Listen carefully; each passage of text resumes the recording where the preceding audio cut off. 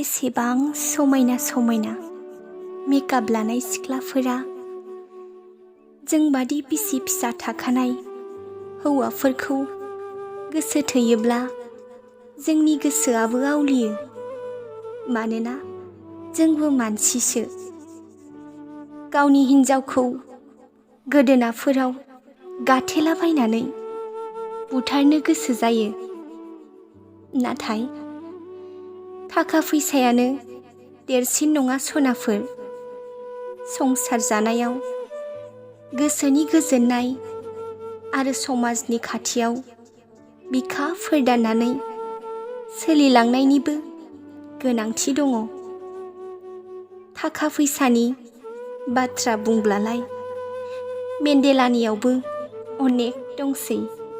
गारि मटर, हा हु, बेंक बेलेन्स बायदि बायदि। बिदि होननानै मेन्डेलानि संसारखौ दा सिफाय। फैला जे borgoyari सारा ससियेल मिडियायाव ओरैबादि खोथा बुंलांबाय, जेराव आं बेखौ शायरिनि गेजेरजों एसे बुंफोरथिना होबाय।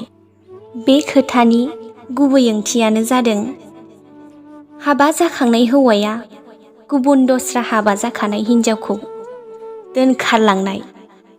बेबायदि थासारिया जोंनि बर' समाजाव बांद्रायनिफ्राय बांद्रायसिनबाय। खोनानायावसो खोनायोमोन, दिनै खाथि खाला न' खाथियावबो खोनानो हमबाय। आरो बे थासारिया बारानिफ्राय बारा जाबाय। बेखौ होबथानो थाखाय जों गासै गामियावनो मोनफा मोनफा आयेन दानांगोन। आं फिसा इउटुबार जानानैब्लाबो बे फंसे खोथाखौ आं बुंथिनानै होबाय लोगोफोर, बुंथिनानै होबाय।